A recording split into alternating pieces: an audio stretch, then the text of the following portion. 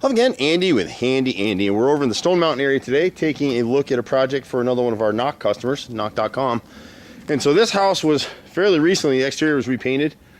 And so what we try to do as part of pre-listing repairs is get rid of anything that's going to draw attention to an FHA inspector or a home inspector. This bottom panel of the garage door, we can repair it, so we don't have to replace the whole door. And a lot of this rot comes just because they didn't keep it caulked and painted over time.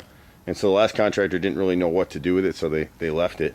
They did a decent job painting here, but when you come around this side of the house, the FHA inspectors and any home inspectors can look for the obvious signs of defective siding. So this basically is a LP masonite type siding.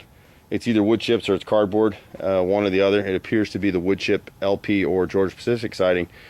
And so someone over time has tried to patch with different types of siding. You can see the materials. So the original siding is what we call grained and beaded. And so you can't piece in partial rows. That's number one. You got to run the whole row. And then number two, and part of that's because it's different dimensions of siding. So you can see how the edges pop out here where my finger is. And so when you put your finger here, that's soft, and that's exactly what an inspector is going to do. Same thing right here. Anything low has got to be in good shape. So you can see this whole edge is moving. Same thing right here. So more than likely, if this is a homeowner buying this house, they'll be using an FHA loan, and this will have to be repaired. The more of it you do on the front end of it, the more likely is the rest of it is to slide by. As you move up on the siding face into the gable, it's fairly protected. The bottom edges of the siding are pretty well, tight. They're uniform across, but you got about 8 rows of siding right up to about here that need to be replaced on this garage, just because it's so obvious.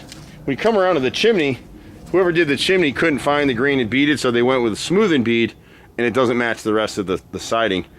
This wasn't done that long ago from the looks of it. I'd let that slide. I don't think anybody's really going to comment about it. If we do this job, our guys will probably replace this section of siding in here and not charge a customer because, again, they used the wrong siding. And then when you get to the back of the house right here, you get the same issue. These lower boards, I think it's 7 or 8 rows right up to this window line right here. These are the things the inspectors are going to catch. And again, they used the wrong siding in here, and they pieced in here. The upper stuff will probably slide by. I don't know if the inspectors will catch it, but all the inspectors are trained to look from the window ledge down. They just look for that stuff, and they'll literally come up and they'll put their fingers here, and you see how soft that is? See it move under my finger? It's totally rotted through. Same thing right here. This siding's totally rotted. So if we catch these bottom rows down, they'll be in pretty good shape here. The back of the house, most of the trim seems to be in pretty good shape. At the back of the house here, to the left of this door is just one piece of rotted brick mold here that they just funneled a bunch of caulk in. And again, the inspectors are looking for that. We deal with this, we've been dealing with it for years here in Metro Atlanta. Most of the siding back here is in pretty good shape.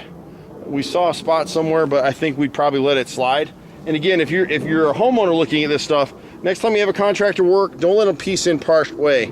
Run the whole row so no one's eye is drawn to it. You can tell these are obviously two different types of siding here, but when you piece in the partial row like that, they're different dimensions, number one, and number two, just visually it catches your eye. So it's just something you want to do going forward. There'll be other things that the inspectors will catch. On this side of the house, it's well enough painted that hopefully we'll get by and just leave it for an inspector. But honestly, there's some rows of siding in here that have the same issue. It's just not quite as noticeable. When you come around the other side, it's extremely noticeable when you come on it. So we do a ton of this stuff. We've been doing it for 25 years here in Metro Atlanta. I'm using that little truck over there. So feel free to say hey. We're at 770-912-2829. I'm Andy. See you at the next house. Bye for now.